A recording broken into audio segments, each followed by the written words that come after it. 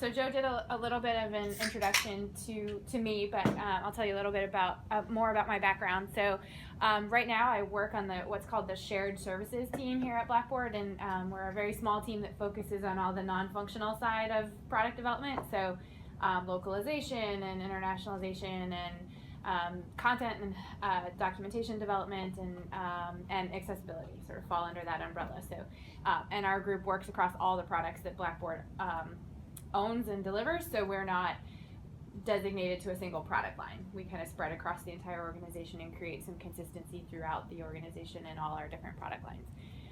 As Joe said, I've been with Blackboard a very long time, coming up on 10 years this summer, which just feels like forever. But I've been around Blackboard as a company for even longer than that. My job prior to joining Blackboard was running a Blackboard Learn implementation at the largest community college in Canada, and I did that for 6 years before moving to DC. What brought me to DC was a product design role, where I was responsible for designing the interactions of the learning management system product that we ship. I did that for 9.5 years, and a little less than that, I guess. And around this time last year, I took on accessibility full time. Prior to that, I had started to get involved in the accessibility community and in making sure that Blackboard Learn, our LMS platform, which I was responsible for the design of, was paying attention to all of the accessibility standards in the industry that everybody cares about in accessibility, or in education especially, and having a global view of that. But it was not my primary role, and it managed to take up about 10% of my brain power and my time, and so the product reflected that, and so did our company's process around it, because we didn't have somebody paying attention to it full time. So 8 months ago, I took on the role full time, and I am responsible for everything that has anything to do with accessibility across the entire organization. So no longer just product development, but also working with our marketing teams and our support teams and our sales teams and everybody else to make sure they know how to talk about it, with the product development teams to make sure they know how to code for it, with the QA teams to make sure they know how to test for it, all of those other things. So that's a little bit about me. But what Joe asked me to talk to you guys about tonight was how accessibility plays in QA, and what kinds of things you need to be aware of and thinking about. But before we jump into that, I want to do a little poll in the room and get a sense of where the baseline knowledge is around accessibility. So who is familiar with accessibility beyond knowing the word Section 508? Okay, a smidge more than understanding the word Section 508. Okay, totally fine. How many of you have ever used your products without a mouse?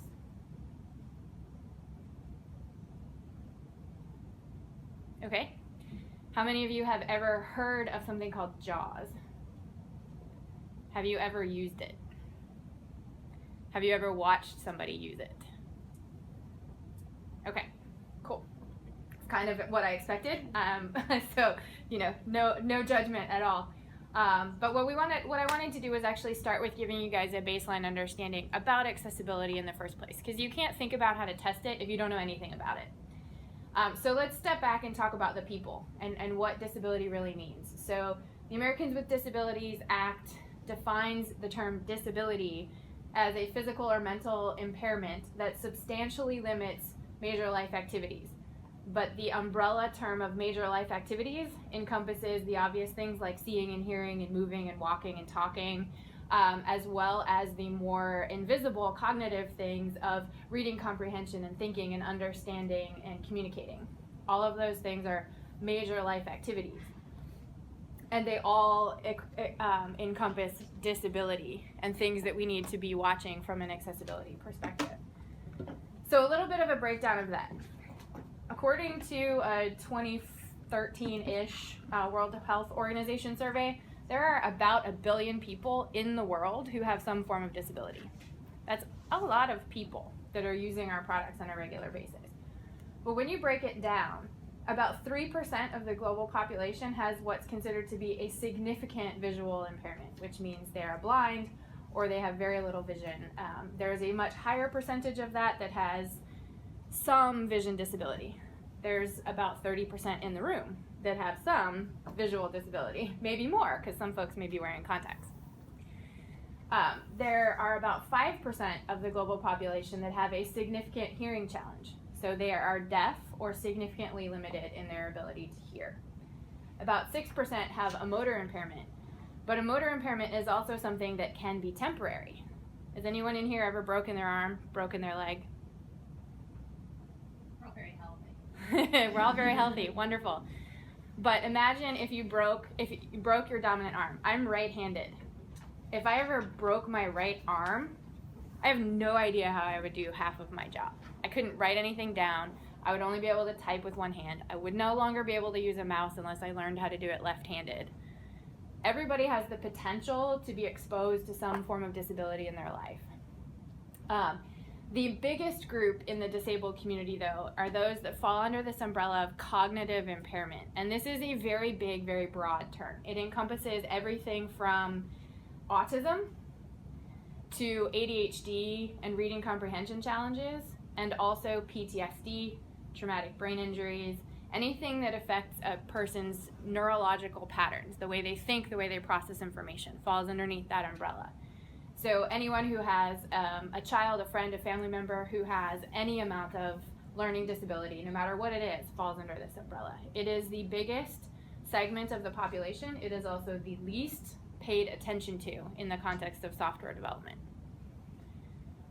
But an even scarier statistic is that 33% of everybody in the world who is 20 years old today will experience a significant disability before they reach retirement. And as the population grows, those numbers are going to continue to grow, which is why more and more focus is being put on accessibility in the global market, and why it's about going beyond what the United States government talks about when they talk about accessibility, which is Section 508, which is about this much of what you really need to care about. So these are just, again, a couple of other telling statistics for me, for our industry, working in education. In the United States today, 11% of our undergraduate students have a disability that they are telling us about. 9% of our graduate students have a disability that they are telling us about. But 60 to 80% of students with a disability who are in higher education in the United States today never tell their university that they have it. Yet every university in the United States is required by law to ensure that those students have access, equal access to their educational materials. So if you think about that for just a minute from a software development perspective, especially education-related software, we have the opportunity and the ability to affect those students. The reasons they don't disclose, they're tired of being labeled as the slow student, the student that needs extra help, the not smart enough student, all of these social stigmas and cultural representations that exist around things like ADHD and dyslexia and autism, where people don't see it immediately looking at you that you have a cognitive disability, but there's all kinds of stigma attached to it. So students today are getting into university and saying, I don't want anybody to know anymore. I'm going to muddle through it, I'm going to figure it out on my own. What if we could make a couple of small changes to the way we develop software that affected those people positively, allowed them to make different choices for themselves in the way they interact with our products, so that they don't have to tell the university what they need, but they still get it when they're using our products. That's kind of the ultimate goal about where we're coming at accessibility from. What can we do to help improve the lives of these students? And for us, we have 100% of our client base who ask us about accessibility and who are increasingly raising its priority in RFPs and in reevaluations that we go through in any sales conversation that we have. Accessibility is skyrocketing to the top of the list of important critical requirements, which is why I yell at people like Joe to make sure that we're doing the right things and making sure our products are up to where they're supposed to be, and that we have very rigid requirements around it.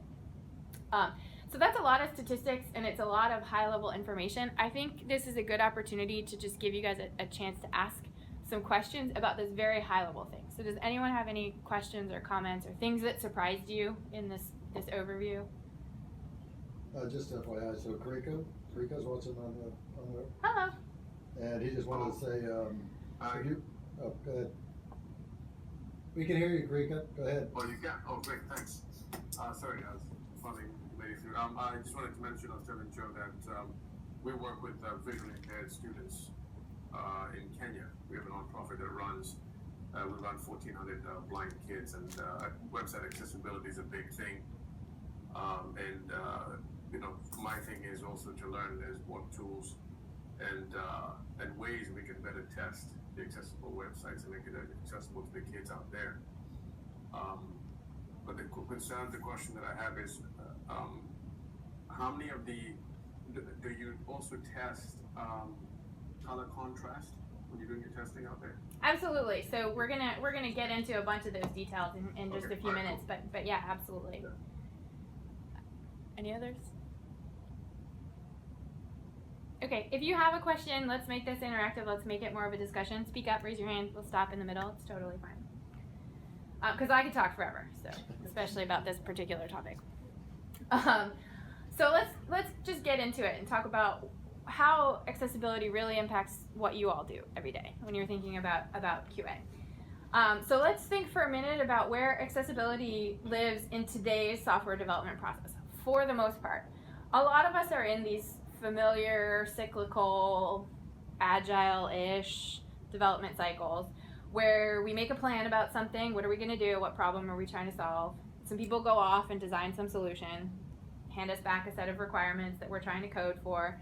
We spend a little bit of time coding it, we build some stuff, and then it gets handed off to QA and they're told to test it and figure out what's wrong with it. And maybe your accessibility folks have heard, or your QA folks have heard of accessibility, know they should be checking this, and they start to find some things. They start to find some color contrast issues. They start to find some images that don't have alt text. They start to find some links that are not described properly, et cetera, et cetera, et cetera. We'll get into what those et ceteras are in a few minutes, but all of this is happening towards the end of that cycle. So you're finding all of your bugs at the very end of the process. And it's incredibly expensive.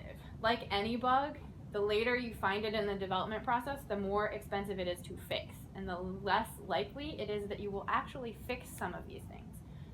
One of the biggest problems that exists in the accessibility component of software development is that everybody thinks of accessibility as a feature, which means it's something that can be cut and deprioritized and fixed later.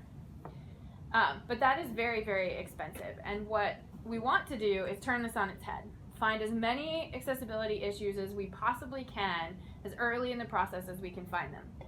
Where we're reviewing wireframes and prototypes, and we're looking at potential hiccups in the interactions for people using keyboards and using screen readers. We're looking at the iconography that the visual designers are proposing. We're looking at the color contrasts and finding all of those things before anybody touches a line of code. The more of those things that we find early on, the more you can create consistent documentation, which means you can build widgets and components and reusable things that make everything just go easier down the line. And ideally, once it's released, you're finding less and less and less of those big, expensive, meaty bugs. But in order to do that, accessibility must be baked into every single stage of the software development cycle. It needs to be an integral part of your culture.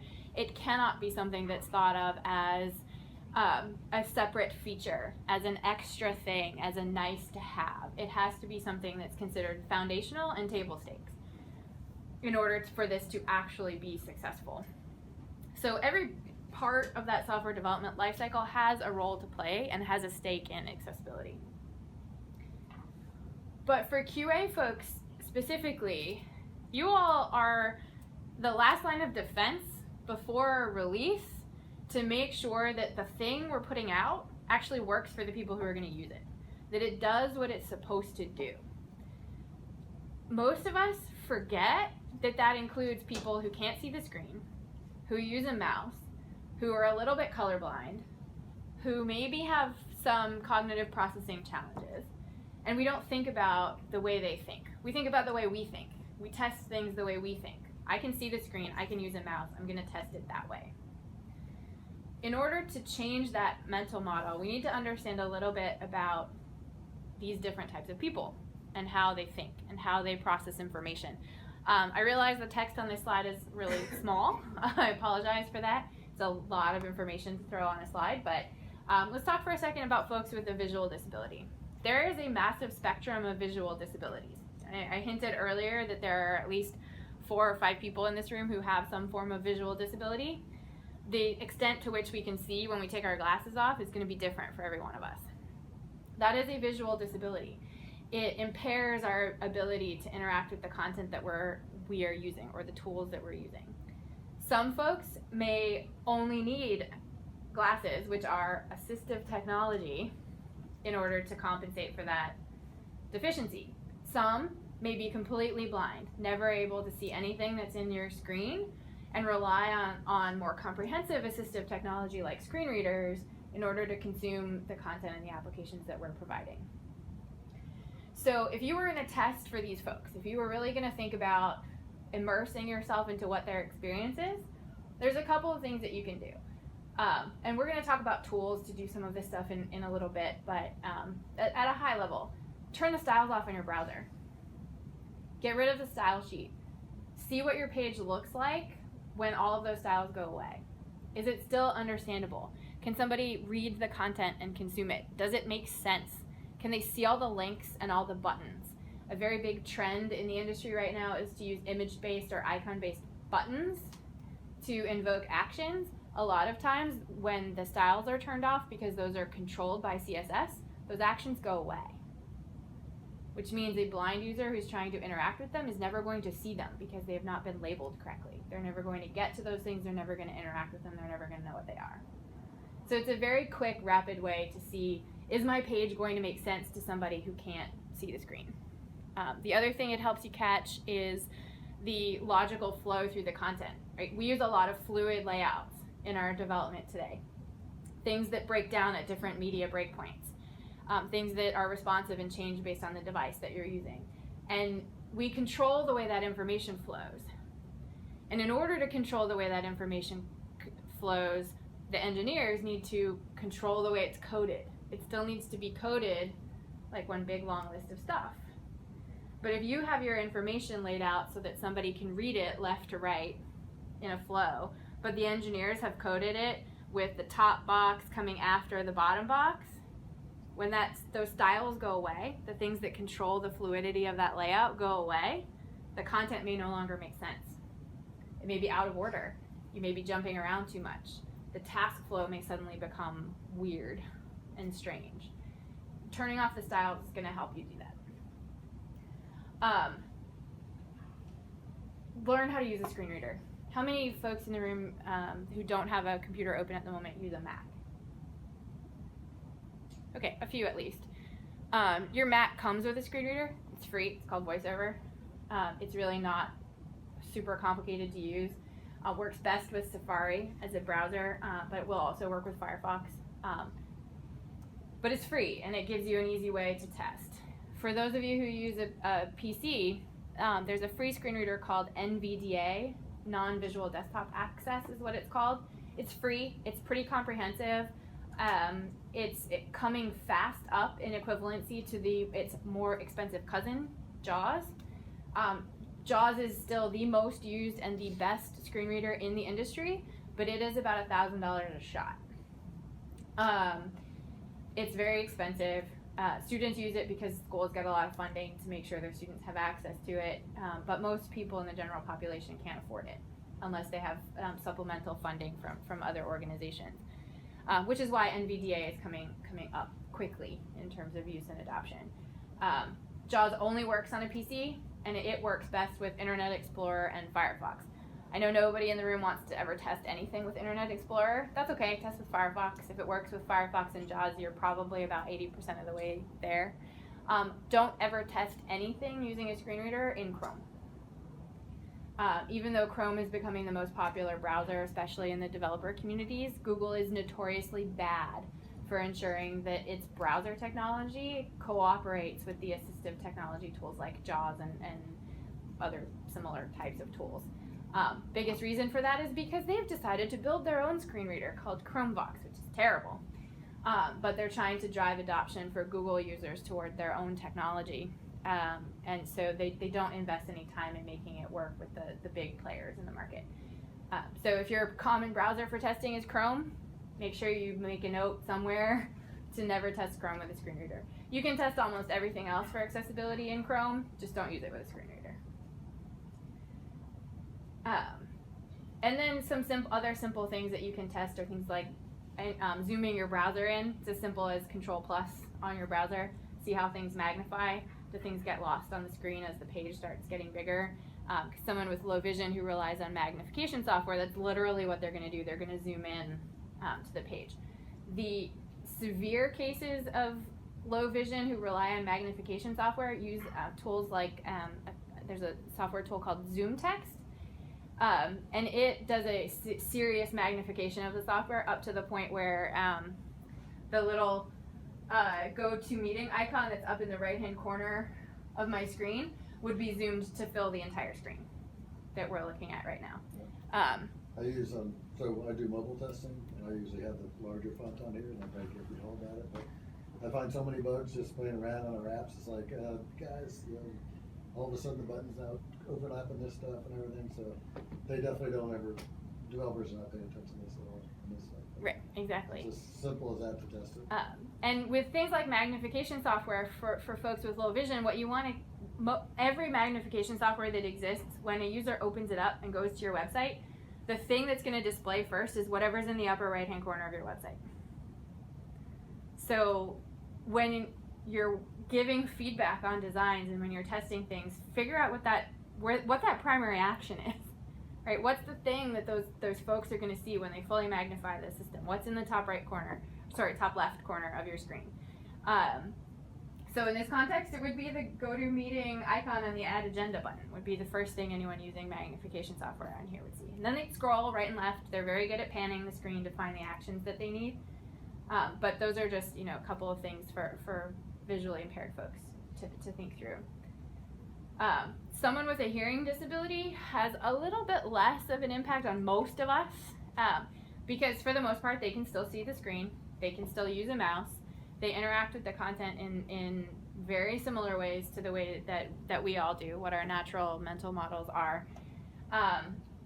But there are a couple of things to think about. If you have anything in your product that is giving audio alerts, so for example, if the GoToMeeting system was going to ding at me anytime that somebody joined the session or somebody posted in the chat, you want to make sure that notification, that information that's telling somebody, hey, you have a new message or a new person joined or there's a new thing happening, is also represented visually. Because a deaf person's not going to hear the ding, and if that's the only indicator that there's a new message, they're losing that information. They're losing access to that instant awareness and context of the session. Audio interactions are a lot less likely to happen in most of the development that we do, but I think somebody said they worked for NPR and another one said they worked for SiriusXM, so there's likely some application in the work that you're doing about how audio content is being presented to your users. Test captions. If you create or produce any media content, make sure it's captioned, make sure the captions work correctly, make sure they're actually in sync with the material being presented. The biggest misconception, however, about captions is that they need to be literally word for word what is being said by the speaker. That's not true. What captions are intended to do is provide the same information to a user who cannot hear the audio, but it doesn't mean you need every single word that was said. Captions are perfectly accurate and perfectly acceptable if they present the primary idea. If the speaker tends to just talk a lot and there's a lot of extra verbiage in there that's talking around the point, oftentimes you'll see captioners that reduce that down to the salient point, and that's really all that's displayed. That's perfectly acceptable, and it's totally compliant if you work with video content that you need to caption. Okay, so people with a physical disability. Most folks who have a physical disability can be classified in a way that says they don't have the same type of control over their gross or fine motor skills that others do. It could be as simple as a slight tremor in their hand because they have Parkinson's that prevents them from being able to accurately control a mouse into the right location on the page. So somebody walking around, you may never even notice. You may never know that they have this physical impairment, but they just have this little tremor in their hand that means they can't use a mouse. They may be quadriplegic and can't use any of their extremities to interact with anything. So they may use a mouse stick to press the buttons on their keyboard in order to interact with it. They may use a foot pedal if they have small motion in their feet in order to navigate around the system. They may use a thumb clicker. They may use text-to-speech interactions. There's lots of other ways that folks with physical disabilities can interact with digital content. And all of it is about the replacement for the mouse, right? What's the thing that I'm going to use that's going to allow me to navigate around the page? For all of us, I am not suggesting that you buy a foot pedal, figure out how to use a mouse stick, buy a thumb clicker, practice with text-to-speech software. 90% of the bugs in your system that are going to affect this population can be found by simply testing with your keyboard. So try to use your application without touching your mouse. We're going to give you a couple of tricks for doing that in a few minutes. What's critical here is paying attention to two things. The focus order on the page, the tab order, how do they move through the information and can they get to all the actions? And also the visual focus. Can I see where I am? As I tab through the screen, is there something telling me where I am on the page? Some browsers, Firefox is a bad example of this, Internet Explorer is also not so great, use a default keyboard highlight that's like this tiny, tiny, tiny little gray dotted line that even somebody with 20/20 vision can barely see when they're navigating around the page. Safari and Chrome and have a little bit better because they use a blue outline, so at least it's a little more obvious, it's a little more dramatic. But this is a place to push your design staff on actually intentionally coding CSS values into your page to change that highlight color. Make sure it has enough contrast, make sure it's obvious enough that it can be seen on any element. And then just try to do everything that you can possibly do in your website using a mouse, using your keyboard. Watch out for things like duplicative actions. So how many, I'm sure everybody in the room has seen those prolific image carousels that exist on like every major website today, how you can scroll through this set of image-based content that exists on websites, and you generally have next and previous buttons, or you have these little bullet dot controls where you can see how many things there are and you can click on the specific dot in order to get to the right image that you want. For a mouse user, all of those options are great. For a keyboard user, you're just forcing them to do the same action over and over and over again. So you can skip one of those in your keyboard focus so that a keyboard user doesn't have to go to the next previous buttons and through the little dot controls, you're picking one, right? Which of those interactions is the most valuable? Providing keyboard access in the same way that I said captions doesn't mean every word that I said. Keyboard action doesn't mean every single interaction has to work as long as they can get to the primary action. Duplicating actions and tasks for a keyboard user is more frustrating, or equally frustrating as not having them. Right? Imagine a scenario where you could get to an edit control on a piece of text, but using a mouse you could also just click on the text to invoke the edit experience for that text. As a keyboard user, you'd get to the edit button, decide, no, I don't need to edit that text. I'm going to tab and move on.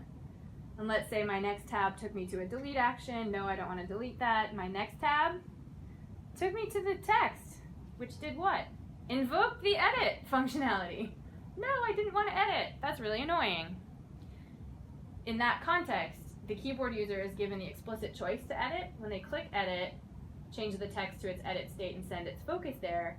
But if the keyboard bypasses the edit button, don't force them into an edit state simply because you allowed a mouse interaction of click on the text. So it's finding those places of weirdness.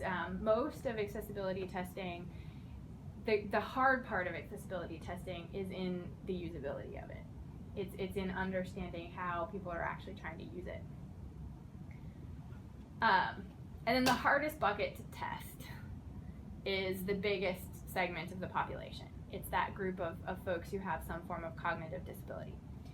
So these folks have challenges receiving and processing information. They're generally very distracted and sometimes have trouble remembering things. So their ability to retain the skill set needed to use your application is sometimes very challenging.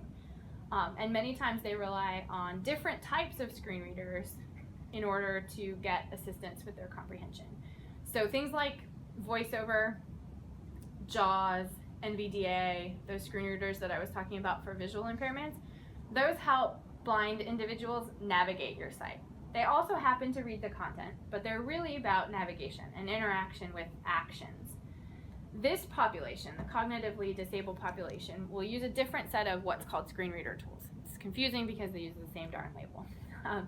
But they're using tools that are called text help, or read write, or read speaker. And these are tools that literally read aloud the text on a page, but they will not read buttons. They will not read menus. They are not about helping those folks take action on your navigation or interactive elements. It's literally about reading the text. So for someone who where English is not their first language, they can have it read aloud to them. Maybe they understand it better if they hear it out loud versus reading it on the screen. There are a lot of information and reading comprehension challenges that helps. It very much helps a dyslexic person where the words and letters get swapped around on them all the time. So it's about reading aloud, not navigation, but they're unfortunately still called screen readers. So just create a point of clarification there for you guys. Okay, I know there's a lot. QA is not solely responsible for this. You have to rely on your development team partners. Design plays a huge role in this. Some designers don't ever see that it's part of their responsibility to think about it, but it really is. It's about interaction. It's about the people who are using the product. Designers are the ones who figure out the information flow. They're the ones who decide the information hierarchy. They're also generally the ones who decide the color schemes. So you have to get input from them. You have to be able to push back on them to say, this doesn't work for somebody who's trying to interact with these types of tools. And engineering probably has the most heavy lifting to do because they're the ones who actually have to code it to work correctly. None of this comes for free. But it's that partnership between design, QA, and engineering that really makes this successful. Okay, so any questions about that so far? I know that's a lot of information.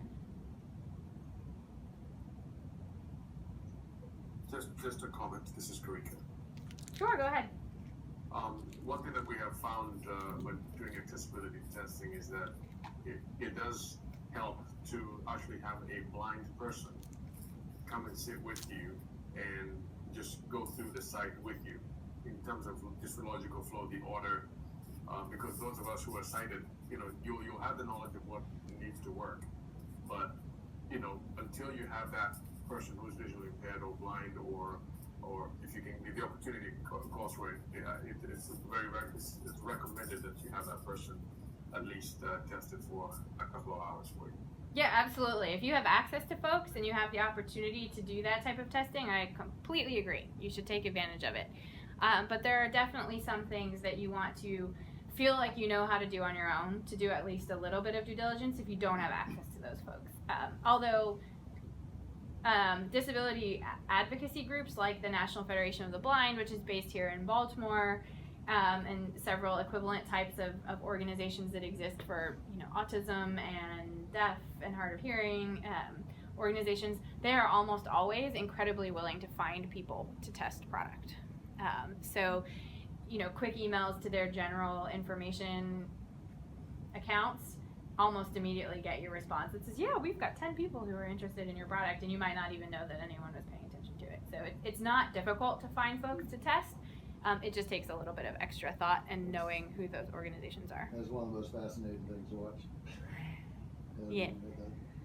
So what Joe is referring to is that several years ago, I don't even remember how many now, we had a blind gentleman from the University of Illinois come to an all-hands staff meeting that we had here in DC, and he did a live demonstration of using our flagship learning management system product to a room full of 200 developers using a screen reader. that year the accessibility of our product skyrocketed. I mean, from when you're testing it, it's like the most grueling thing in the world, because you're going along and you're hearing this thing like that, just talking to you in a very slow motion.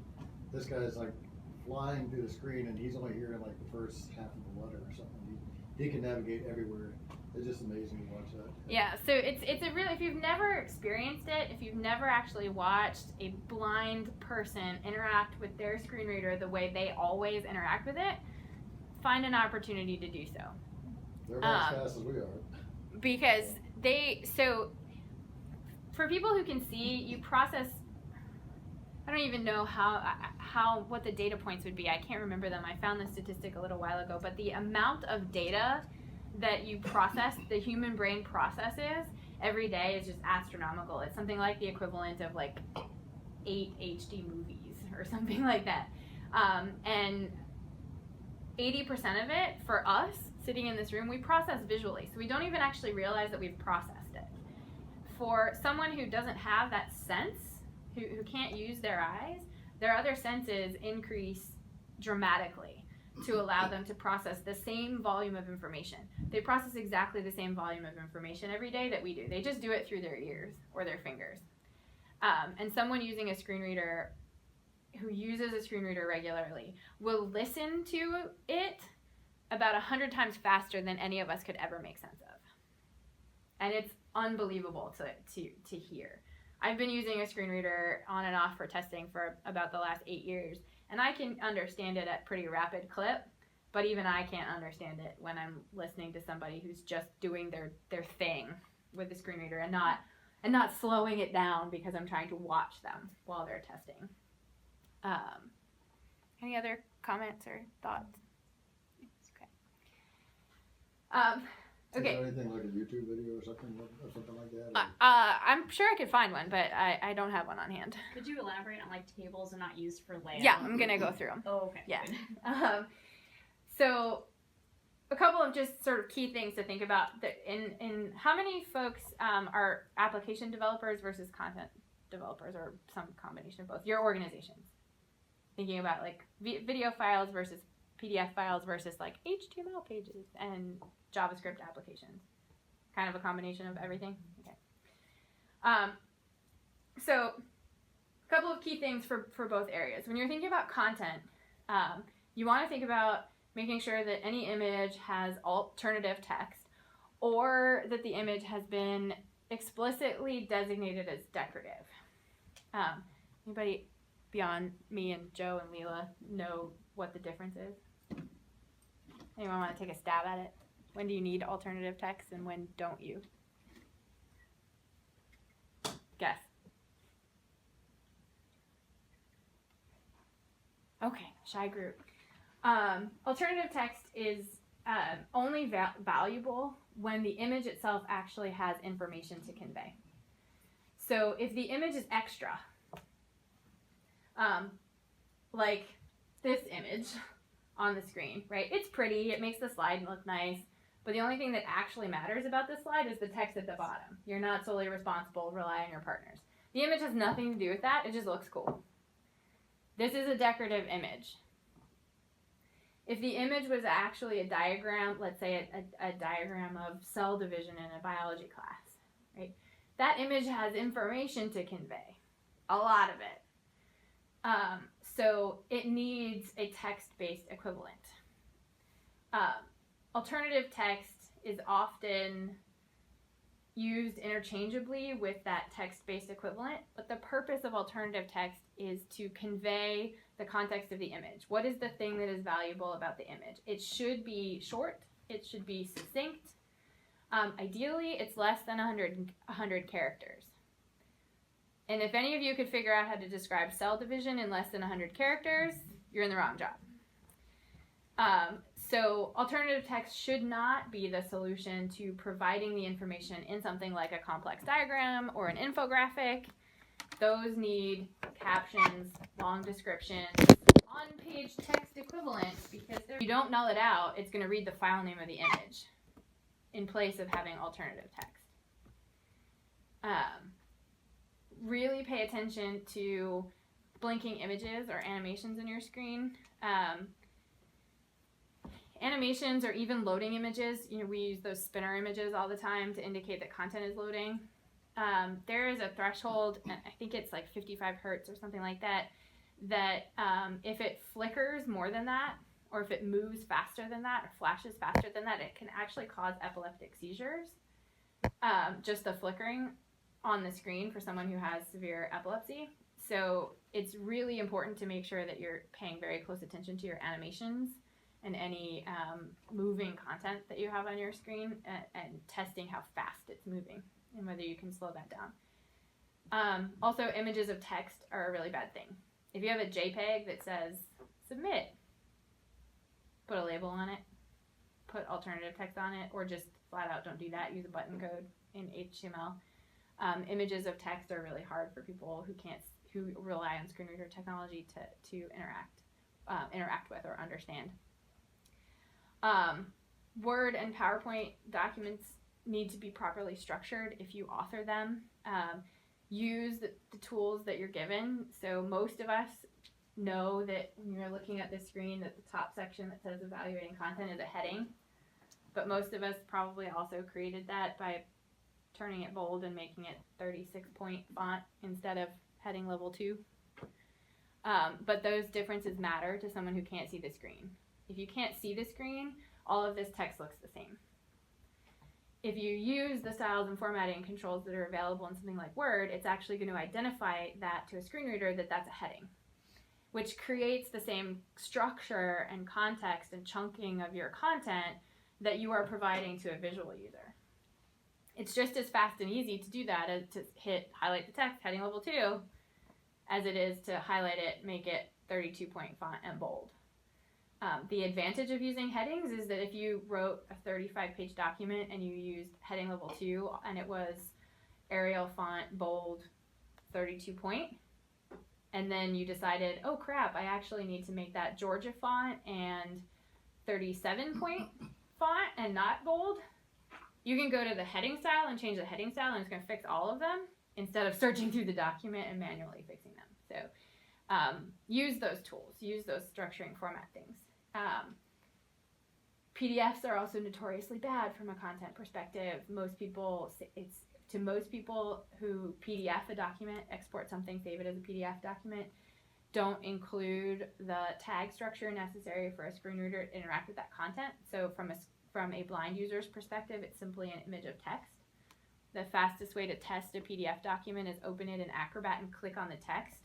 If the word itself gets highlighted or looks like it gets cursor focused, the document is probably tagged relatively okay from an accessibility perspective.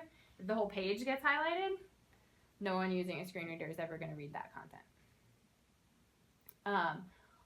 Microsoft Word on a PC does a very good job of exporting tagged PDF documents to work for accessibility. Microsoft Office on a Mac does not. For whatever reason, the Microsoft teams developing on the two platforms are very different. And the support for properly tagged and exported PDFs on a Mac is just horrendous from any Microsoft Office product. They claim to be fixing it, but it's not getting any better. So if you work primarily on a Mac to develop content, you probably need to have some level of access to a PC to convert your documents to PDF, which is a pain in the butt, but it's simply a limitation of Office for Mac. There are a couple of other word processing tools that try to do a good job. None of them do it well on a Mac platform. Caption all videos. If you provide instructions to people, make sure they're clear and succinct. Being overly wordy is not good for folks who have language processing challenges or autism. Pay attention to the color contrast of your content. A lot of us do things that look pretty in our development. We use a lot of color, but color on different backgrounds can be very challenging to read. One of the most common trends, and we can sort of see it here in the GoToMeeting design, is to put, I'm going to stand up for a second for the recording, but you have this white text on a red background, and over here we have this green text, greenish looking text on a white background.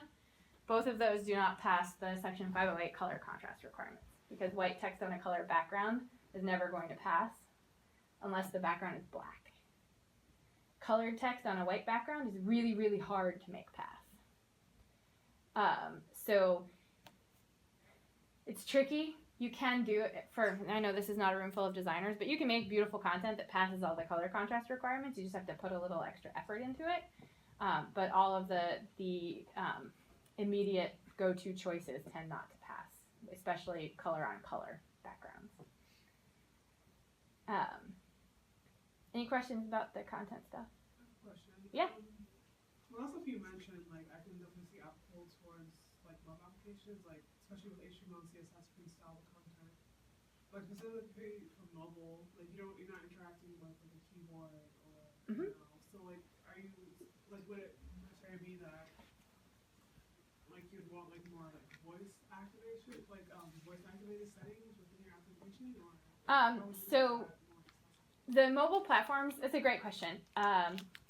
And I could spend a whole other hour talking about mobile accessibility, but all the major mobile players today, Windows, iOS, Android platforms, they have built-in screen reader technology. So I called out VoiceOver before on my Mac machine. iOS, it was originally developed for the iOS platform and then ported into the OS X operating system on Mac. It's really, really good, actually. And there is a set of accessibility coding guidelines for both iOS and Android platforms that tell you like how to code the elements so that the built-in screen readers will actually interact with them. And then there's just a series of gesture interactions that are different when you have the accessibility modes invoked. I can show you on my iPhone later if you want to see. But it allows a user to navigate through your product using very specific gestures to interact with the buttons to read the content. And as long as your developers are coding it according to the accessibility specifications, the built-in screen readers work fairly well with them on mobile devices. To some extent, it's easier to make a mobile app accessible than it is a web app. Sometimes harder to test, but easier to build. Do you have similar apps in Android? Yeah. In Android, it's called TalkBack. TalkBack. Yeah. And I forget what the name of it is in Windows, but Windows is not a good platform for mobile accessibility right now. Your really seriously disabled folks, like the most tech savvy of them, are going to use iOS because it's the best for accessibility support. So if they use their phone for everything, and a lot of blind folks do because it's opened a lot of doors for them, they're more likely to have an iPhone than they are any other platform. But TalkBack is quickly catching up, but it's not quite there yet. Good question, though. Hey, JoAnna. Yeah, go ahead. Of course, just something that we is with PDFs. Can you hear me? Yep, go ahead. Okay.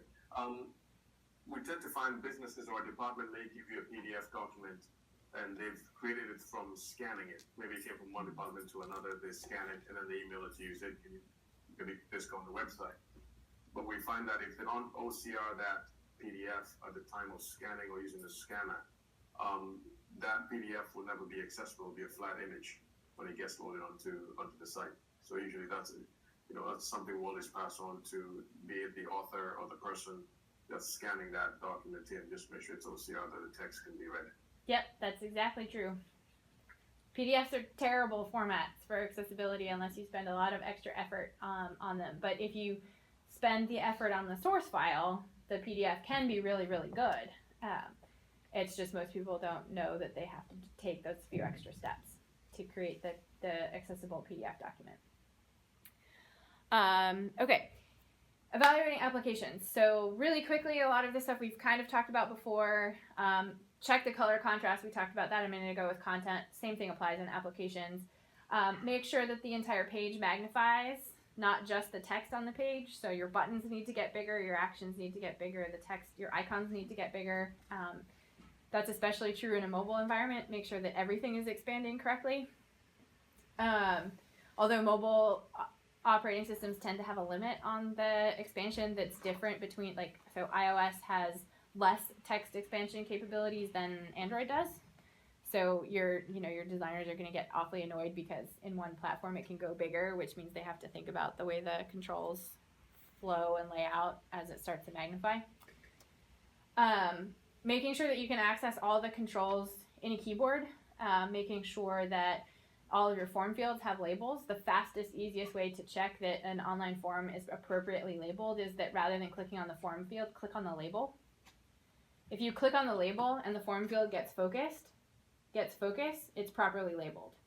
If you click on the label and your keyboard focus doesn't actually change, so like if I clicked on the form field for first name and my keyboard focus didn't jump into that text field, that form's not labeled correctly. But if you click on the label and it jumps to that radio button or that checkbox or that select list or whatever it is, by clicking the text label, then it's labeled properly. If you have notifications, we talked about this a minute ago, if you have audio notifications like in GoToMeeting when it dings at me that somebody joined the session or that somebody posted in the chat, does that appear in an alternative format? If you only have them visually, do we need audio controls? Are those notifications going to be read by a screen reader so that someone who can't see the screen isn't aware of the little pop-up message that showed up? Are they getting the same information? Turn the styles off. We talked about that a minute ago. And does your page or application or site or app require any additional plugins or downloads in order to work? Right? If they need to download Java in order to run the applet-based interaction that you have, how big of a deal is that? Right? Some users don't want to download it. It's really frustrating for a screen reader user to constantly be interrupted with, you need to download this plugin, you need to download this plugin, you need to add this browser extension, you need to turn that on, turn that on. A couple of them are okay, but you really want to be thinking about what's the value of them. Okay, so really quick, so that I'm not talking just for 2 hours with you guys, which I totally could, but when you're thinking about planning your testing for accessibility, there are 3 major types of testing: technical accessibility, keyboard accessibility, and screen reader accessibility. You should test each one of these in this linear fashion and think about them separately. Test the technical accessibility first. I'll give you a couple of ideas about how to do that in a sec. Any bugs that are identified in that technical accessibility testing, fix them before you try testing with a keyboard. There's no point in continuing on testing with a keyboard if you found issues in the code, because it's probably things like that image doesn't have alt text, that button doesn't have a label, it doesn't get focus control. And any issues that you find when you're keyboard testing, fix those before you try testing with a screen reader, because more often than not, if something's not available to the keyboard, it's also not going to be available to a screen reader. There are very few exceptions to that because screen readers actually have some built-in navigation capabilities. So, for example, a screen reader user can bring up a list of every link that's on your page. They can also jump using the B key on their keyboard from button to button to button on your page. So sometimes they can bypass the lack of actual keyboard focus or input device management actions because their screen reader just helps them bypass it. Still doesn't mean it's coded correctly, which is why you need to do both of these things. Test keyboard without screen reader involvement and test screen reader. So for technical accessibility, the goal is really to find as many of the things in the code as you possibly can. And if there are a lot of bugs in this stage, every other type of testing you're going to do for accessibility is going to be a lot more challenging. So a couple of ways that you can do that. In your browser, in any browser, the 2 most common browsers, Firefox and Chrome, you can get either one of these extensions. It's an extension called Wave or an extension called Axe. Here at Blackboard, we use Axe. And Axe integrates with the web developer tools in both Firefox and Chrome. Wave is sort of a standalone extension that lives up in the top bar of your browser that you invoke when you get to a specific page. Wave is much better for testing static web pages. Axe is much better for testing more complicated things, especially if you do any single page app development. If you do single page app development, don't bother testing with Wave. It's going to frustrate the crap out of you because it just finds all of the stuff behind all of your different page controls and layering that you may be doing in your single page app. Both of these are free. So I would highly recommend you go download both of them for whatever respective browser you want to use and play with them. I can show you a little demo of both of those if we have some time at the end. But they're really easy to use.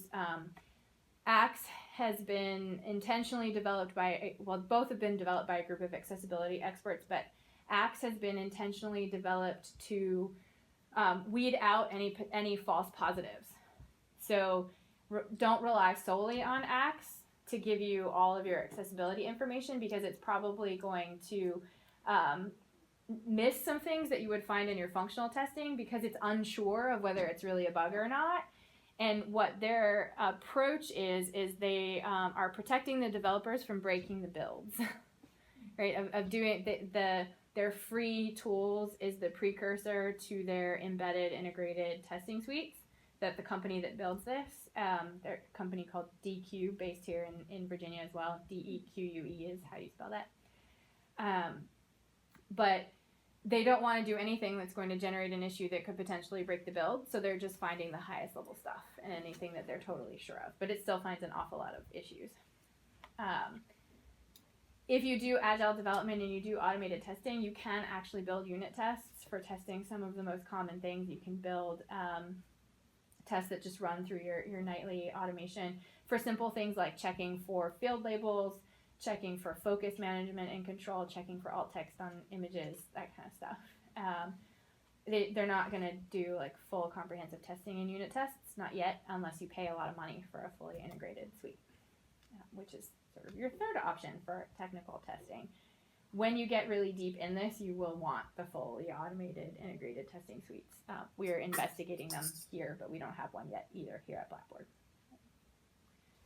Hey, JoAnna, just a question on that automated testing. Yep. What do you recommend for that? What have you seen in the past? I mean, we've used, I'm leaning towards like Test Complete. Do you know of any that you can recommend? There are a couple of, I couldn't remember the names of them all off the top of my head. There's a ton of them in the market. It really sort of depends on lots of factors. Some of them are more comprehensive than others. Some of them are built for certain types of applications versus others. I don't know all of them incredibly well off the top of my head. The ones that we're looking at are targeted to single page app development and are integrate with our existing development tools. So they're quite expensive and they're very comprehensive, built by a couple of accessibility testing companies here in the US. One is the not free version of Axe. The other one is a series of tools built by a company called SSB Bart Group, again based here in Virginia. So I can certainly get Joe a list of some of the others that we've started investigating and have him send it around, but I can't remember the names of them all off the top of my head. One tool I would recommend is PowerMapper. PowerMapper? Yeah, it checks a lot of pages. Okay. And it's not free. The evaluation. Yeah. A lot of the for pay tools that are going to do comprehensive automated testing have a little bit of a, for lack of a better term, a learning curve of themselves. Not about like you needing to learn how to use them. They need to learn your code. Because so in the beginning they're going to find a lot of things that are not really bugs, and you need to teach it to ignore those bugs and make sure that it's not finding irrelevant issues, because it's generalizing the way that it's checking things. So there's a burn-in period for a lot of those tools to make them really efficient and effective in your workflows. Some of them are better than others. IBM's Policy Tester is another decent one, but its burn-in period was like 7 years. It's ridiculous. So, you know. We deprecated it before we fully Right, yeah, exactly. Okay, so the next type of testing, bucket of testing that I would recommend that you do second is your keyboard testing. And as I said before, it's only one of the different forms of alternative input devices, but if you test with it, you're going to find most of your stuff. All applications have little nuances to the way that they interact, but if your developers are paying attention to the accessibility coding standards, there are common and expected interactions for common constructs. So, for example, the way that you move through a menu should be the same on every application, in every website, in every tool that you ever encounter on the web. Because it makes my use of the internet and of digital resources more efficient. If I always know that I need to tab through the top levels of a menu, when I find a menu I like, I'm going to hit enter, it's going to open the menu, and then I'm going to use my arrow keys to move up and down it again. And if I hit tab, it's going to close that menu and move me to the next top level menu. Because if our developers have decided to code something custom all on their own, and I hit tab and it moves me through 700 options in the menu that I have, I'm going to be very annoyed. So there are common interaction patterns that exist for some of these top level components, these high level repeatable patterns that exist all over the web. And taking advantage of the defaults is going to create a better experience. So, some of them are really hard to learn as testers to kind of know what they are and figure out where to find them. The W3C website and the WAI-ARIA website are really good ones for understanding what the expected keyboard patterns are for big things like menus and tables and a bunch of carousels, a bunch of stuff like that. Some other thing about this, some complicated applications also start to build in keyboard shortcuts. So, we're all familiar with the common formatting keyboard shortcuts, so like bolding and italicizing text. I'm sure most of us have used those at one point or another to do something with the text that we're using. Most applications have like Command N will invoke a new tab or a new window or a new document in Word, or it tends to mean new. Keyboard shortcuts are great, but most people who rely on the keyboard for navigation already have to memorize like about 1 million keyboard shortcuts just to do their everyday job. So don't use them. Don't create new ones unless you absolutely have to. They're super valuable if they're done in limited ways for very specific purposes, and they're not complicated. The other trick to custom keyboard shortcuts in your application is you need to make sure that they're not going to interfere with the million other keyboard shortcuts that exist in the world. So you want to make sure that your Control-N is not going to interfere with the browser's Control-N, is not going to interfere with the screen reader's Control-N. And which is why my recommendation is try not to build them.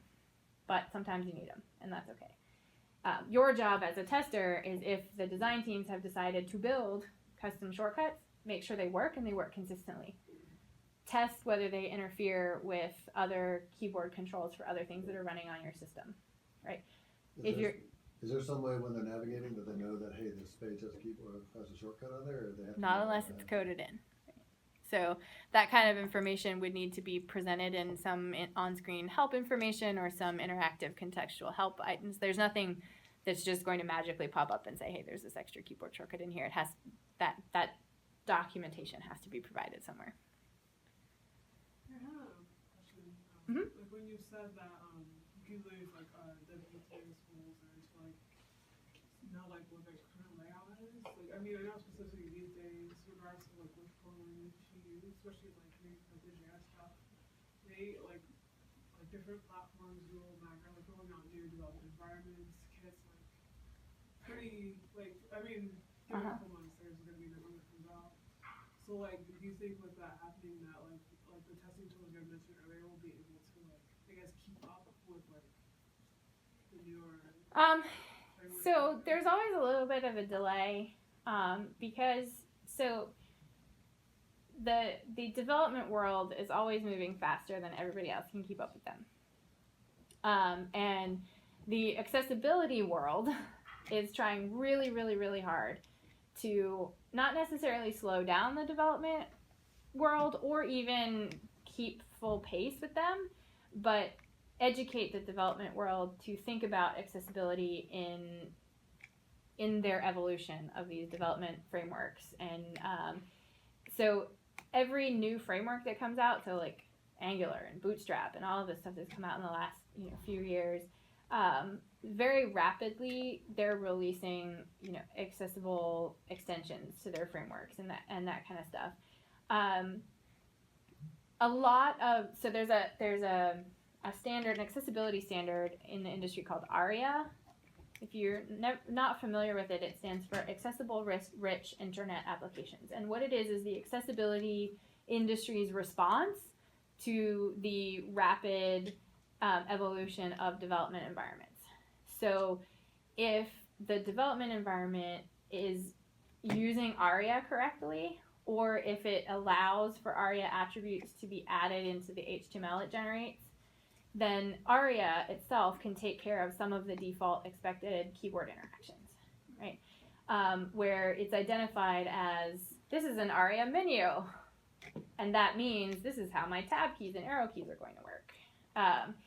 So it's attempting to bridge that gap a little bit, but until those two things really kind of come in sync, we're always going to have this little bit of a catch-up that accessibility needs to play with the newest development environments. But the more developers think about accessibility, the more that it becomes part of their daily lives, daily conversations. If it ever gets added into an engineering program in a university where someone's actually teaching it to your software engineers, you'll see that gap start to narrow really quickly. Okay, so a couple of quick tips for testing with your keyboard. Unplug your mouse and put it out of your reach. I'm not kidding. Don't cheat. Don't try to bypass a problem in your product by using your mouse to click through it. Right? If you hit a brick wall where you literally cannot go any further, write the bug and go fix it. Come back and finish testing when they fixed it. Because it is very, very, very eye-opening. Right? Navigating with your keyboard, people who navigate with their keyboards all the time, they start to know those million shortcuts that they need to remember about how do I move between the tabs in my browser, how do I open into a new window, how do I quickly find text on the page that's going to help me navigate to a particular button or action on the page. But remembering all of those is insane for someone who doesn't actually do it every day. So Google Firefox keyboard shortcuts, Outlook keyboard shortcuts, Jira keyboard shortcuts, whatever it is that you use. Print them out, stick them on your cubicle, put them on a wall somewhere, have them so that you don't have to try to remember them. You can just quickly refer to them. This is my JAWS cheat sheet because I thought I might have time to do a screen reader demo for you guys tonight.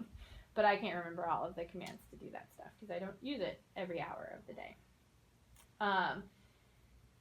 Use the browser find functions to jump to different sections of the page. So Firefox does a pretty good job of sending keyboard focus to follow text focus. So if you use browser find, so Command or Control F, and type in a word, and it highlights that word on your page. In most browsers, Chrome being the fun outlier, it will actually send focus to that word. So if you have a button or a heading or an text element on the page, you can jump the keyboard focus to that section of the page without literally needing to tab through every action on the page to get there. So it's just an interesting way that keyboard users find efficiency. For any applications that use modal dialogues or single page apps that do a lot of dynamic page opening and closing and layering, make sure that the tab order is always trapped in the active layer, meaning you're not navigating through the stuff in the background of the page when you can't actually see the page or do anything with it. So you have to actually code for that. You don't ever get that for free with modal constructs, so engineering has to actually think through that and code it that way. So it's really a really, really important thing to check because a keyboard user can really quickly get lost and have no idea how to get back because they lose their place. Make sure that you can always see where your keyboard is. If you can't, you need to push back on the design team to create some intentional visual highlight. And if you have built any custom keyboard shortcuts, or if your development team has built any custom keyboard shortcuts, test them. Test all of them in every combination of browsers and technology you can use and make sure they work. Because as soon as one fails, it's all you're ever going to hear about from your keyboard users. All right, and then our fun friend screen readers. So JAWS is still the most used, but VoiceOver and NVDA are quickly catching up. About 58-60% of screen reader users will self-identify as an advanced user, which means they use it all the time. They feel like they know everything there is to know about it. In reality, about 20% probably are. But I can totally see why they would identify themselves as advanced because they're very, very complicated tools to use. And most people think they know everything there is to know about them, and they've only scratched the surface, myself included. I know enough to test. Almost every screen reader user has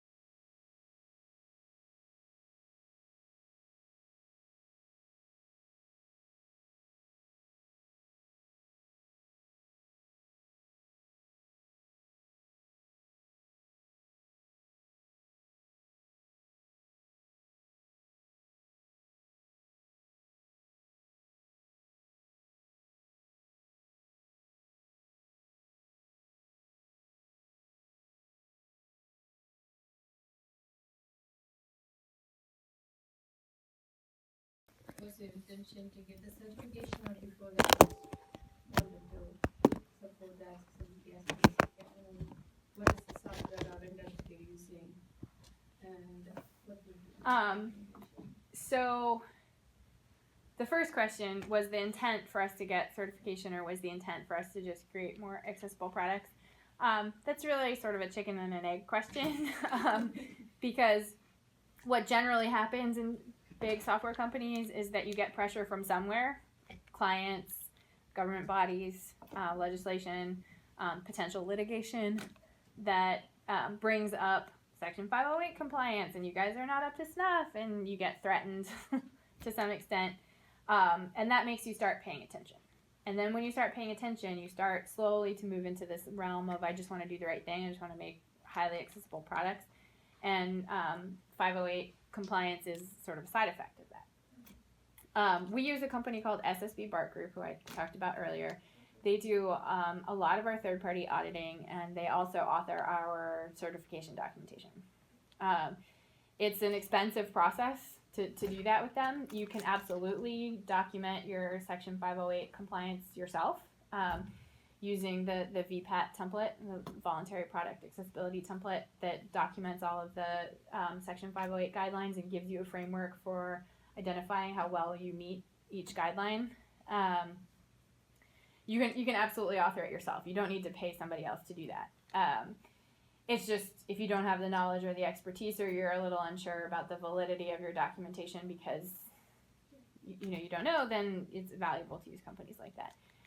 The other thing that I think is really important to understand, because you asked specifically about Section 508 compliance, is that word compliance is a little bit of a misnomer, because it's not actually, everybody says, are you Section 508 compliant? Nobody is, if you looked at the true definition of the word compliance. Because the Section 508 guidelines and the documentation is a spectrum of support, right? So what you are documenting in your VPAT documentation is how well you meet each of the requirements. And you could meet some of the requirements fully, you could meet others partially, you could not meet some of them at all.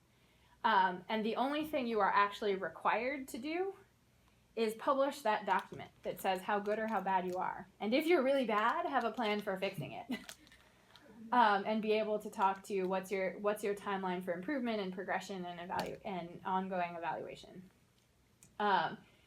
but obviously you want to get it to as close to fully supports everything as possible.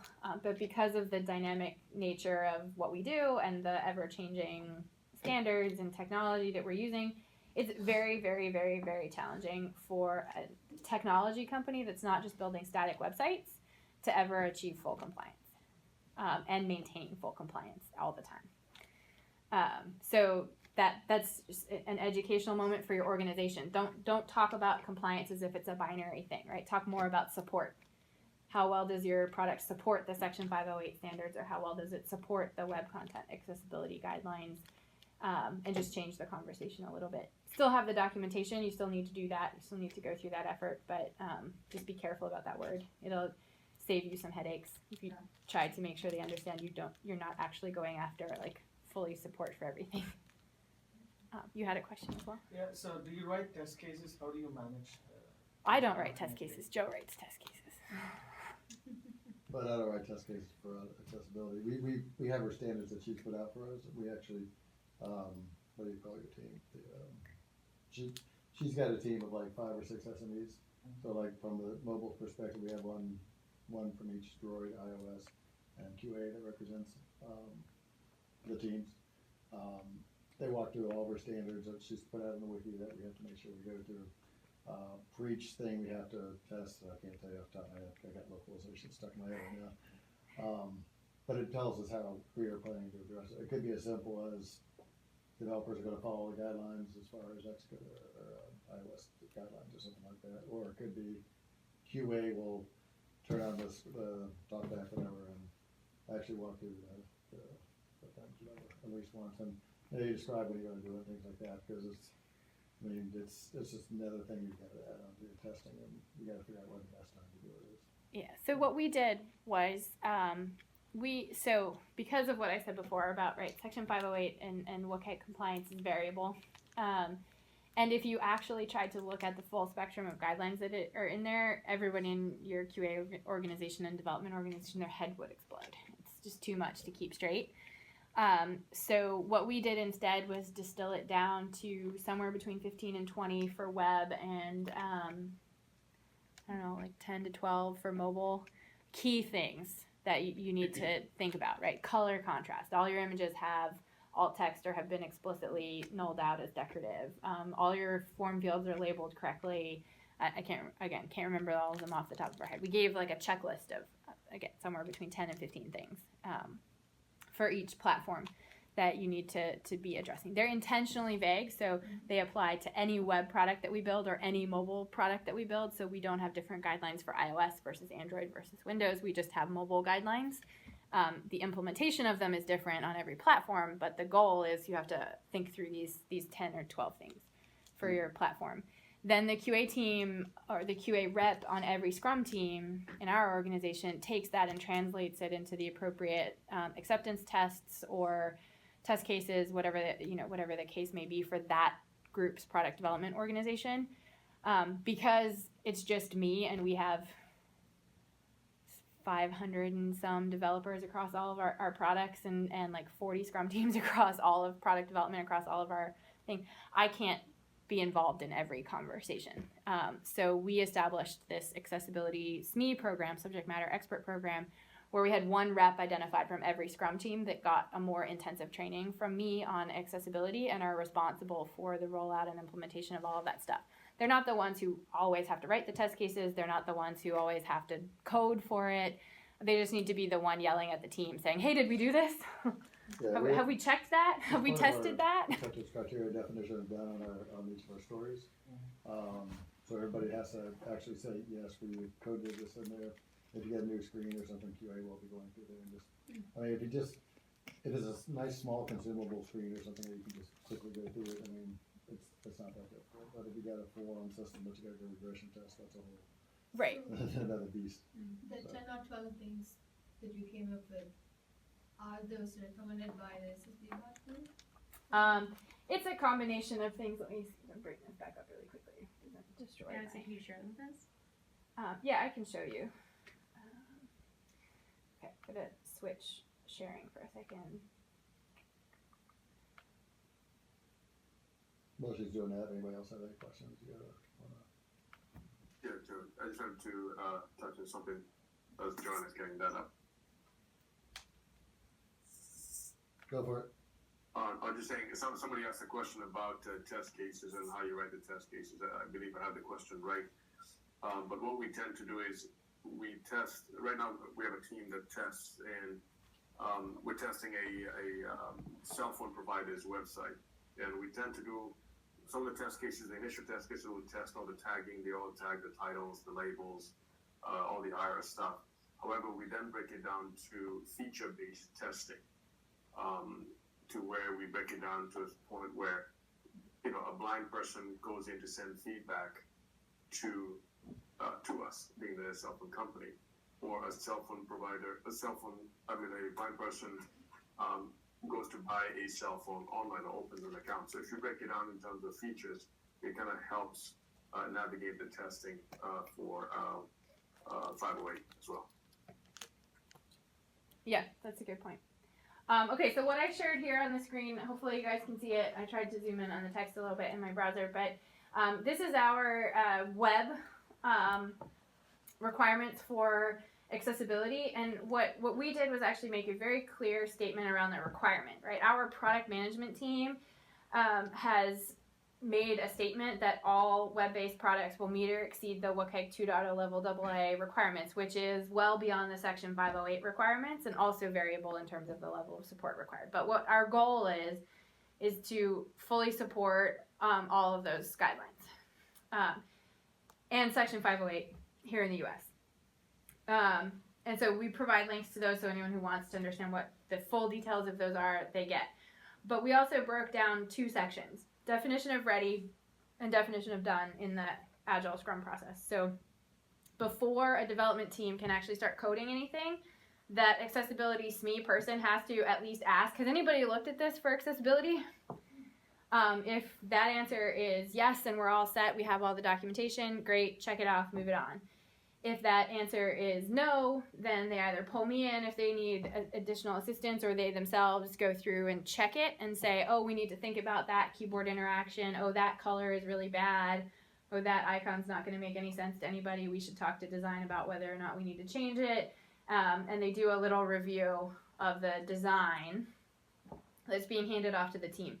Then they document any big things that they need the development team to know. Right, so what's the tab order, what's the flow through thing? All of that, the goal is that all of that is handed off to the team before they start coding anything. Again, getting back to the let's find the bugs as early in the process as we possibly can. Then the team goes through, does their work throughout the course of their development. They're supposed to be spot checking their own code, doing their own level of due diligence against accessibility. But at the very end of the sprint, they have to make sure that all of these things have been met, so that every single task can be completed using only the keyboard, right? That the keyboard makes navigation flow make sense, and that any keyboard shortcuts that were requested were properly implemented and work consistently. For a screen reader, again, all tasks can be completed using a screen reader. It's really general, but the idea is that somebody has tested, somebody has tried to use it with a screen reader or just using their keyboard, and they were able to do the thing that the feature is supposed to do. And again, that the keyboard shortcuts that exist aren't going to conflict with the screen readers. And then the basic critical accessibility components, all headings are semantic. So you go from H1 to H2 to H3 to H4, not H1 to H4 because it looks nice. That semantic structure matters to someone who can't see the screen. It helps them create an organizational structure in their head for moving through your content.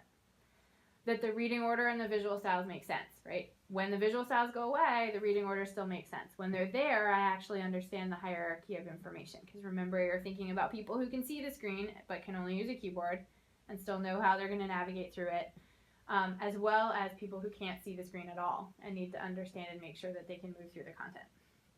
That every form field has logical and understandable labels. All the buttons are properly identified as buttons, not links. A common mistake that folks make is calling a link a button and calling a button a link and styling it to look like a button. There's a couple of reasons why this matters. HTML has intentional constructs for buttons, and when you use the HTML constructs for buttons, they actually have specific interaction patterns that browsers react to just because it's called a button. So it will actually be activated using the enter key, or this, whereas links are activated using the space key on your keyboard by default. And if you want both behaviors to work on both objects, you actually have to code them explicitly to do that.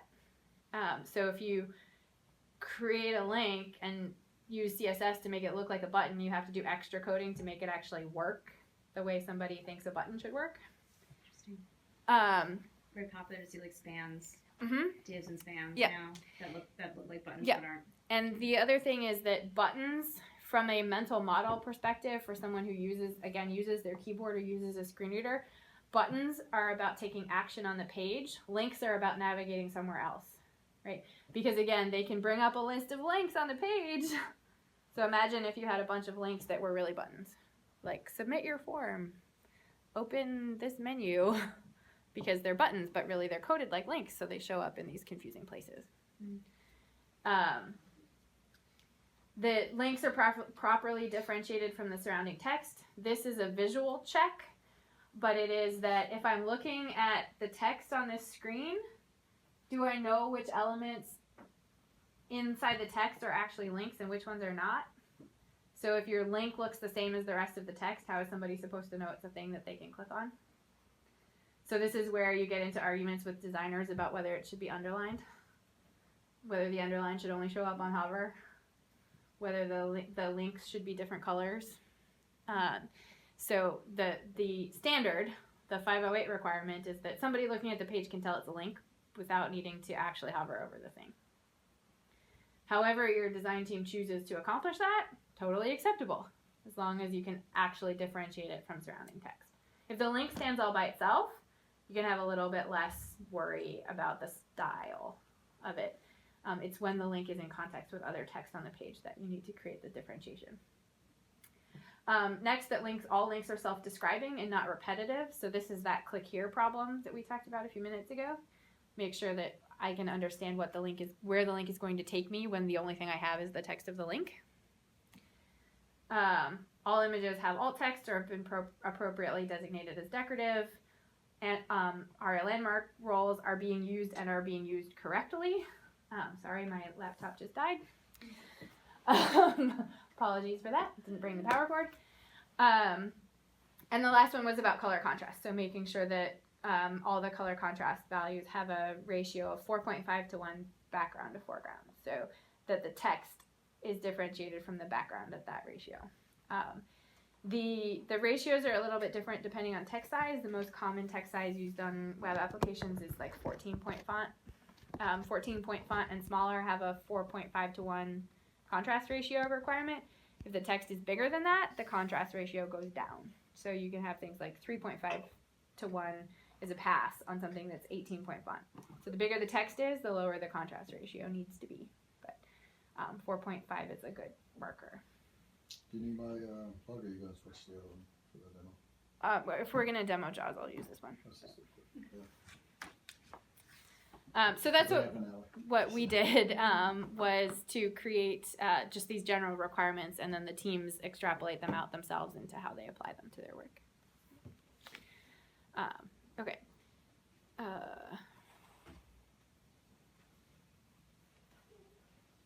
Let's see if this is going to work. Really? I don't know which screen we should be sharing. Let's try this one.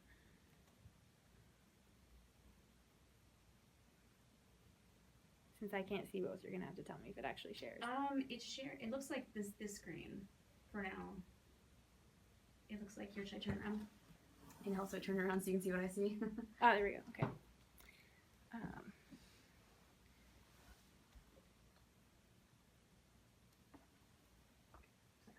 So you demoing here, JAWS? JAWS.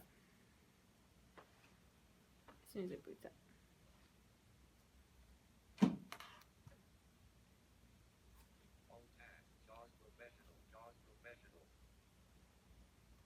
try to make this louder.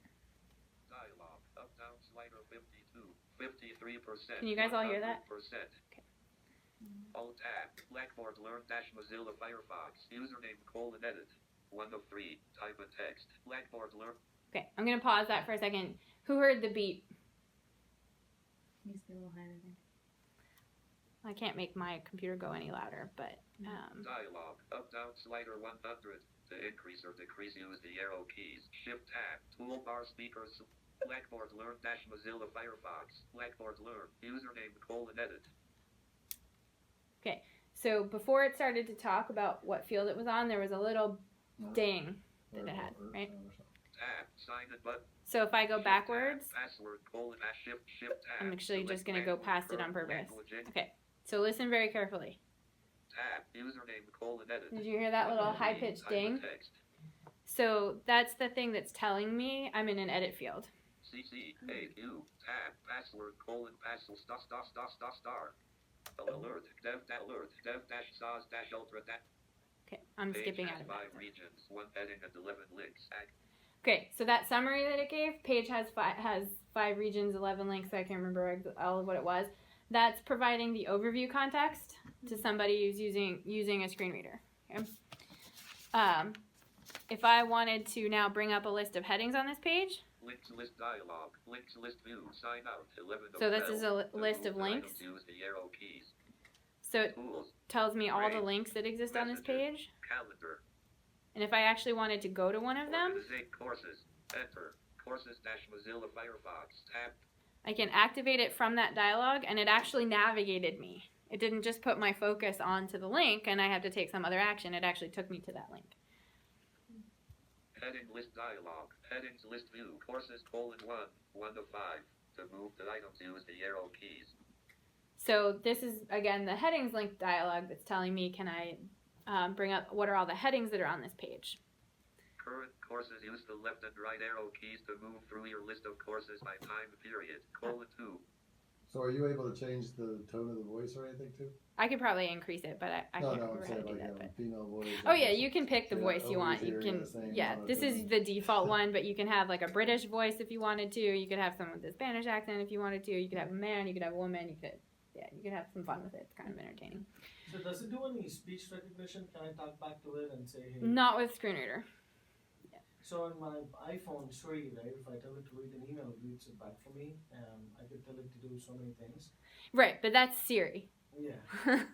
Right, so like there are text-to-speech applications that you can use. Dragon Naturally Speaking is the most common one for like laptop-desktop interaction, where it basically does exactly that, where you can tell it what link to click on, you can tell it what form field to go to, and you can tell it what to type, and you can tell it to read the page and all of that kind of stuff. Screen readers are don't have that back and forth. Escape. So the other thing here, so now I'm pressing the B key on my keyboard. Courses filter button menu. So that's taking me to the courses filter button, Add course button. to the add course button, which is the little plus sign in the upper corner. Complete or make private button. Complete or make private. These are some hidden buttons on the course card. So the screen reader is getting access to that information. It's not necessarily changing my keyboard focus, but it's letting me move the screen reader focus to those elements so that I can find the button I want to use to take action. I can do the same thing with the H key to move between headings. Is your course missing? Heading level 3 clickable. Upcoming courses, use the left and right arrow keys to move through your list of courses by time period. Heading level 2 clickable. Wrapping to top. Courses heading level 1. The other thing that I can do with headings is because headings are semantic and you have different levels, 1, 2, 3. I can press the 3 key to jump to heading level 3 if I want to get there faster and I know the heading I want is the heading level 3. No more headings at level 3 in this section. Okay, so there isn't any. No more headings at level 1. Apparently it's being Current annoying. Courses, use the left and right arrow keys to move through your list of courses by time period. Heading level 2 clickable. Upcoming courses, use the left and right arrow keys to move through your list of courses by no more headings at level 2 in Yell at this somebody for section. that. That heading is a little too verbose. Somebody coded it incorrectly. No more headings at level 3. Wrapping to top. Courses heading Okay. level 1. So you kind of get the idea. So now if we just let's actually open this Tab, page. Tab, banner, shift tab, skip enter, tab, course tab, tab, enter, Introduction to Sociology heading level 3 link. Course content dash Mozilla Firefox. Tab panel. Courses main region. Close button. Banner. Heading level 1 clickable. Introduction to sociology. I'm just letting it read on purpose for a minute.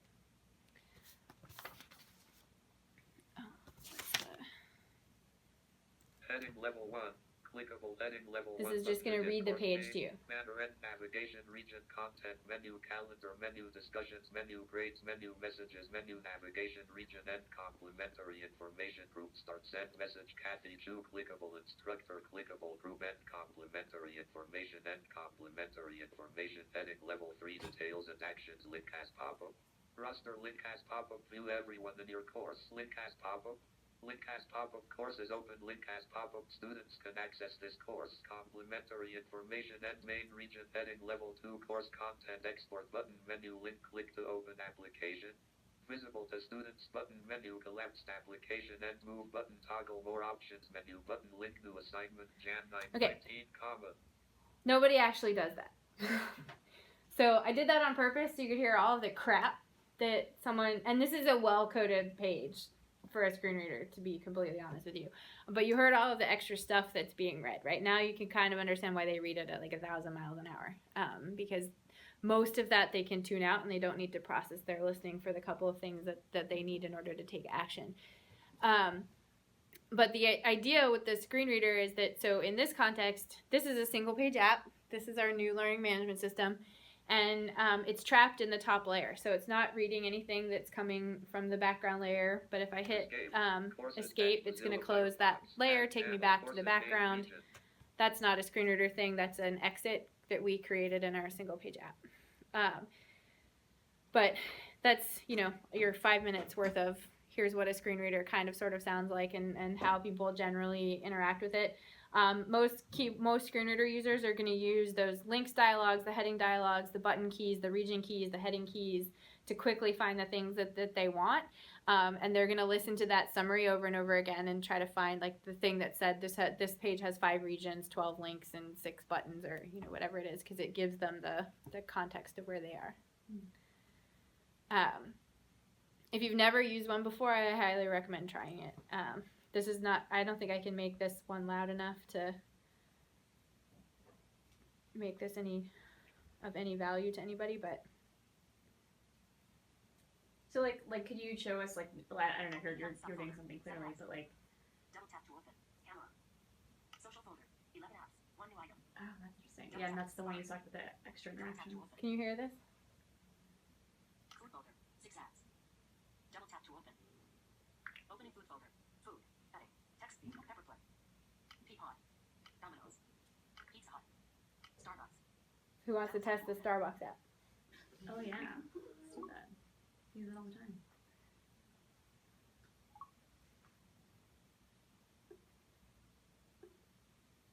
Stores. Button. Gift. Button. Order. Button. 4 of 5. So that's just you turning on the accessibility settings in iOS, just standard in the OS. Yep. Open Start account settings. And so this is not doing, so it's working, but it's not reading me all of this, it's not vocalizing all of the same information that it did when I was just on my main home screens on iOS. Mail. Active. Mail. Active. Swipe up. Sorry, I'm trying to turn it off and it's being a pain in the butt. Mailboxes. Heading. Voiceover on. Here we go. So VoiceOver on your iPhone is actually really easy to test with because it's like there's some basic commands for reading. It uses a right and left swipe to move between the different elements in a page. Mostly it's a double tap to take action on the element that you're looking on. Sometimes there's a long press that will do the same type of thing that like a hover treatment would do. But it's pretty easy to test with if you've never done it before. If you have an iPhone, if you've never gone into your accessibility settings or your general settings in general and changed what the triple press on your home button is, it's going to turn on VoiceOver for you because that's its default state. You can make that button do lots of different things, but its default is to turn on VoiceOver. I think 2 press turns on Siri, but when your iPhone is closed or something like that, I can't remember what they all are, but 3, if you press on it 3 times, it's going to turn on VoiceOver. And then 3 again to turn it off. But if you've never played with it, just like play with it with a couple of your favorite apps. You can't break anything, you can't hurt anything because you can actually see the screen and you know how to turn it off. You're not going to get twisted up and caught in anything like you might with JAWS, as just at least an intro to how people would interact with a device when they can't see it. It's just an interesting exercise. Anybody else have anything? Can you expound on the contrast ratio? You mentioned that the contrast ratio can be measured it should be greater than 4.5? 4.5 to 1 is the ratio. So there's a lot of tools available. WebAIM has a really good contrast checker tool where you can basically put the hex color code values into this tool and it tells you whether it passes or fails the color contrast ratio. But the idea is that it's basically foreground to background, right? You want the foreground to have more contrast than the background, especially in text on a screen, right? To make sure that people with low vision or color blindness can read it. The same contrast values apply to like visual keyboard focus. Sorry, I thought I had turned JAWS off. JAWS Professional. Shush. With JAWS dialog. Courses dash. So if you can see that purple highlight that's up there, that's a color contrast or a visual keyboard focus that we implemented. And we had to test the contrast of that on every background that it could be seen on to make sure that you can always see that purple highlight even when it's on. It's really hard to see when it's against a green button. So, our solution is add a little padding to it, which is going to be implemented hopefully soon. It's a bug that they found today. But so that the highlight has a little breathing room. But the intent is that you have to be able to see it or it does no value. Same is true with content. content. Is that something you can represent on the automation cases, or is that something Yep. I can do? Yeah, so color contrast is a really easy thing to test in an automated suite. Those tools that I mentioned, the free ones, both Wave and Axe, will test color contrast in your website. So if you run those tools within 30 seconds, you'll get feedback on the color contrast on your site. So do you run the accessibility meetup, or you just participate? I am a co-organizer of it, and we host it here at Blackboard. So Karika said he's planning on meeting you next week here. Okay. If you're gonna be here. I will send you the link, and you can send it out to them because it's not on Meetup. We're not yet on Meetup. It's just a local group that gets together. Okay. That'd be awesome. Yep. But I can certainly send you guys the link. We'd be happy to have more folks join in. Cool. Well, thank you very much. Thank you. Thank you. And